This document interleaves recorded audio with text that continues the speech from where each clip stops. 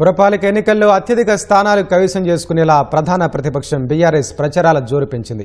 గడప గడపకు తిరుగుతూ కాంగ్రెస్ ప్రభుత్వం పథకాలు అమలు చేయడంలో విఫలమైందంటూ ప్రచారం చేస్తూ ఓటర్లను ఆకర్షిస్తున్నారు. పథకాలన్నీ అమలు కావాలంటే ఓటుతో బుద్ధి చెప్పి బీఆర్ఎస్ అభ్యర్థులను గెలిపించాలని మాజీ మంత్రులు, సీనియర్ నేతలు జోరుగా ప్రచారాలు నిర్వహిస్తున్నారు.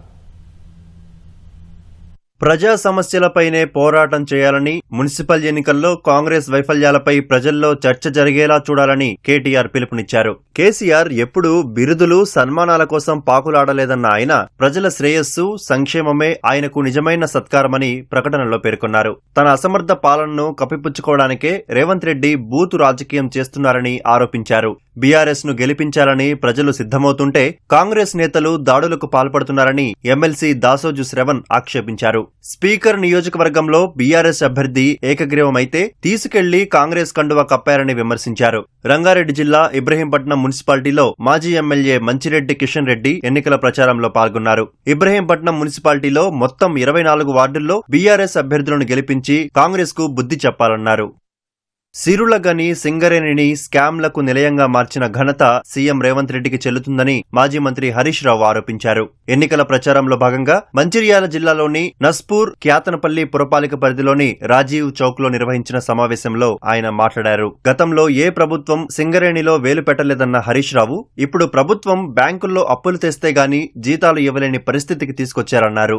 కార్మికులకు అన్యాయం జరుగుతుంటే కార్మిక శాఖ మంత్రి, ఈ ప్రాంత ఎమ్మెల్యే గడ్డం వివేక్ వెంకటస్వామి నోరు ఎందుకు మెదపడం లేదని ప్రశ్నించారు. జాబ్ క్యాలెండర్ అన్నాడు. జాబ్ క్యాలెండర్ రాలే గానీ స్కామ్ క్యాలెండర్ వచ్చింది. ఇలా ఇన్ఛార్జ్ సీఎండీ లేకుండా సింగరేణిని ఆగం పట్టించే పరిస్థితి వచ్చింది. అందువల్ల కార్మిక సోదరులారా, అధికారం మాకు ముఖ్యం కాదు. సింగరేణి స్కామ్ బయట పెడితే తెల్లారి నాకు ప్రేమలేఖ పంపిడు రేవంత్ రెడ్డి. సమాధానం చెప్పాలి కదా.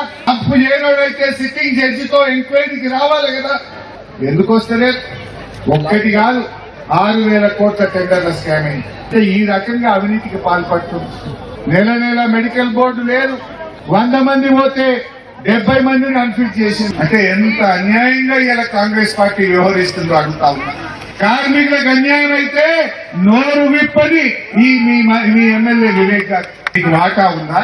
మీరెందుకు మాట్లాడతలేరు? ఖమ్మం జిల్లా మధిర, కల్లూరులో మాజీ ఎంపీ నామా నాగేశ్వరరావు ప్రచారం నిర్వహించారు.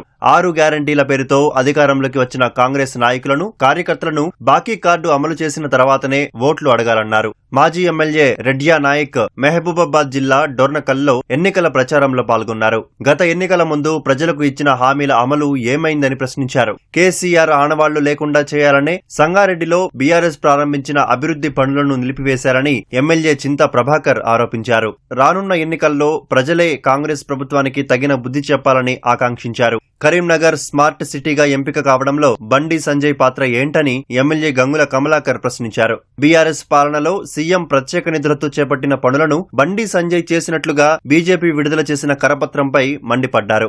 హనుమకొండ జిల్లా పరకాలలో మాజీ ఎమ్మెల్యే చల్లా ధర్మారెడ్డి బీఆర్ఎస్ అభ్యర్థుల గెలుపు కోసం ఇంటింటి ప్రచారం నిర్వహించారు.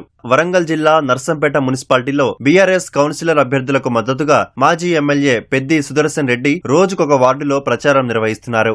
నల్గొండలో బీఆర్ఎస్ అభ్యర్థులకు మద్దతుగా మాజీ ఎమ్మెల్యే కంచర్ల భూపాల్ రెడ్డి ప్రచారం చేశారు. సూర్యాపేటలో ఎమ్మెల్యే జగదీష్ రెడ్డి 6 గ్యారంటీలు, 420 హామీల అమలులో ప్రభుత్వ వైఫల్యాలపై ప్రచారం చేశారు.